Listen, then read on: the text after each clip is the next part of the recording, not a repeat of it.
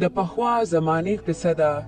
په یو کلي کې یو زمیندار چې د هغه نوم اصغر و د خپلې ښځې او د یو زوی سره اوسېده. د زمیندار یو سپی و چې د هغه نوم سلطان و او سلطان اوس ډېر کمزوري او بوډا شوی و. ښځې سلطان اوس ډېر کمزوري شوی دی او زه وایم چې دی اوس لړ کوم هېڅ فایده یې نشته. نه سړیه داسې مه کوه. سلطان زموږ د بچو په شان دی. هغه زموږ ډېر خدمت کړی دی.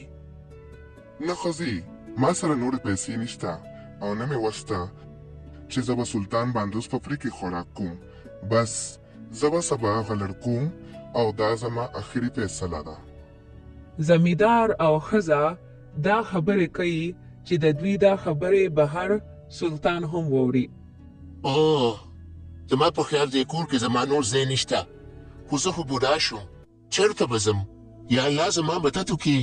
سلطان لږ ساعت خفه ناست وي، خو اچانک هغه ته د هغه ملګري لیوه چې د هغه نوم تورې وي هغه رایاد شي.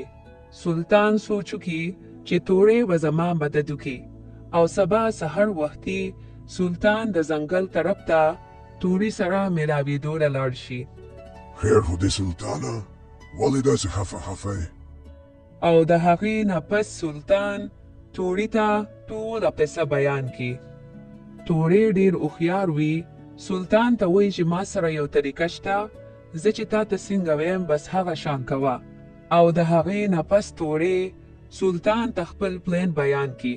په سبا باندې اصغر زمیندار د خپلې ښځې سره او د خپل ماشوم سره پټي ته کار له روان و. سلطان هم د دوی سره روان و. یو ساعت پس زمیندار او ښځې یې پټو کې کار کولو او ماشوم یې یو اړخ ته ایښودی و چې په دې کې تورې راغی.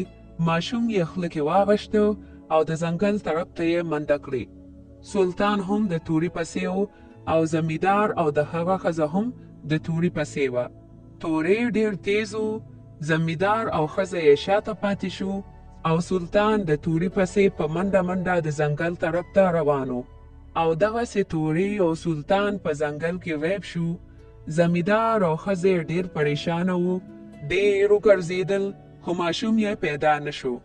سلطانه دا ماشوم واخله او د ځان سره یې بوځه. زمیندار او ښځې چې تا وویني هغوی به پوه شي چې دا تا زما نه بچ کړو او د دې نه پس په زمیندار ستا ډېر خیال ساتي. سلطان هغه ماشوم واخلي او د ځان سره یې واپس بوځي. زمیندار او د هغه ښځه چې سلطان سره خپل ماشوم وویني نو ډېر خوشحاله شي. ودې د سلطان کمال، ځکه خو مې تا ته وي چې سلطان مه لړ کوه. نن د سلطان د وجې زموږ بچی بد شو. بالکل خو سلطان نو نو زما بچی به هم نن نه و. زه د سلطان نه ډېر خوشحاله شوم. دا سلطان په ما ډېر لوی احسان وکړو. بس نن نه پس په سلطان د مرګه پورې زما سره وي او د سلطان به ډېر خیال ساتم. سلطان چې دا واورېدل نو ډېر خوشحاله شو او د هغې نه پس به زمیندار د سلطان ډېر خیال ساته. یو څو ورځې پس تورې د سلطان سره ملو شو. وایه کنه سلطانه زما پلان کار وکړو که نه؟ او که نه توریا ستا پلان خو ډېر کار وکړو. اوس خو زمیندار زما ډېر خیال ساتي او ډېر خوشحاله یم. ښه نو اوس پته زما هم یو کار کې. وایه توریا چې څه کار وې؟ بس سلطانه اوس زما هم داسې ترسکون خوراک ته زړه کېږي. ټیک ته که نه توریا ما له چې زمیندار روزانه کوم خوراک راکوي نیم به تې تاله در کوم. نه د زمیندار چې کومې چیلۍ دي د هغې نه به یو ورکوټی شان بچي وخورم چې دا خوله مې ترسکونه شي. نه توریا په دې به رانه نه خفه کېږي. زه زمیندار سره هېڅکله هم بېوفایي نشم کولی. هغه زما ډېر خیال ساتي. نو لکه ته داسې نه منې بس بېګاره درځم او یو تیچه به کوم. د شپې د چیلو سره سلطان هم بېغمه وده وي چې په دې کې تورې راشي او اچانک د سلطان سترګې کولو شي او هغه چغې شروع کړي. د سلطان په چغو زمیندار راپاسي، بیلچې ته لاس کړي او تورې ښه سم ودروي. تورې دوه خپل یو دوه پردی کړي او لاړ شي منډه کې وتښتي او زمیندار د سلطان نه نور هم خوشحاله شي. سلطانه خو دې راسره ونه کړل تا سره به زه ګورم تا له به زه د دې سزا سبا ضرور درکوم. په سبا باندې تورې خپل ملګري خنزیر له لاړ شي. توریا څنګه راغلې؟ خیر خو دې ته خو داسې غوسه غوسه ښکارې. او تورې خنزیر ته ټوله قصه بیان کړي. تورې خنزیر ته وی چې کلي ته به لاړ شي او سلطان به مال په بانه راولي او زه سلطان پرېږدم نه، هغه له به سزا ورکوم، د هغه د وجې ما ډېر وال خوړلي دي. یلکه سلطانه زه خو تورې رالېږلی یم. هوايه ولې خیر شه تورې څه وایي؟ تورې وایي سلطان ته ویې چې ځنګل ته راشه او ما نه معافي وغواړه، نور درته څه نه ویم. زما په خیال چې تورې ما ته څه پلان جوړ کړی دی او ضرور مې په سبانه باندې بوځي، خو زه ګورم یوازې نه ځم، ځان سره به څوک بوځم. په دې کلي کې یو پیشو وي او سلطان سوچ وکړي چې دا پیشو به د ځان سره بوزم.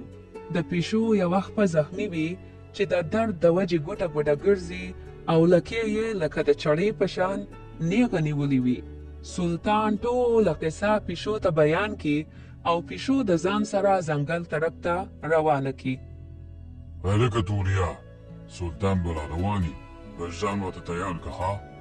تورې او خنزیر دا خبرې کوي چې اچانک یې نظر په سلطان او په پیشو پروزي. د پیشو لکې داسې سیده ولاړی لکه د چړې او تورې ډېر ویریږي.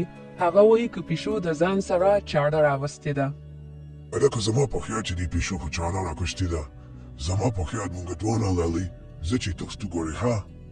تورې د یارې نه منډه کي یو اونې ته وخیږي او په اونه کې پټ کینی او خنزیر هم ځان له د پټېدو ځای لټوي او د بوټو د شاته پټ شي. سلطان او پیشو چې دواړه راورسي نو نه تورې وي او نه خنزیر وي. لږ ساعت پس د پیشو نظر اچانک په خنزیر پروزي چې د بوټو شاته پټ وي او پیشو وایي جوړ زما په خیال دا یو منګکورې د بوټي شاته پټ دی. پیشو ورټوپ کی او خنزیر د غوږ نه راونیسي. خنزیر چغې جوړې کی او د بوټو نه بهر راوځي. سلطان ورته وایي چې دلته څه کوې؟ خنزیر ورته ټوله قصه بیان کی. بیا سلطان د خنزیر نه د تورې تپوس وکړي. خنزیر ورته د اونې طرف ته اشاره وکړي. دوی چې بره وګوري نو تورې په اونه کې پټ ناست وي. تورې ډېر ملامته هم وي ځکه چې د یو پیشو نه یریدلې وي. تورې لاندې راکوشي ډېر ملامته او شرمنده وي. د سلطان نه معافي وغواړي. سلطان هم تورې معاف کړي. ټول ډېر خوشحاله شي او د هغې نه پس به زمیندار چې کوم خوراک سلطان له ورکو، سلطان او د هغه ملګرو به یو ځای خوړو او دغسې سلطان د خپل زمیندار او د خپلو ملګرو سره خوشحاله ژوند تېراوه.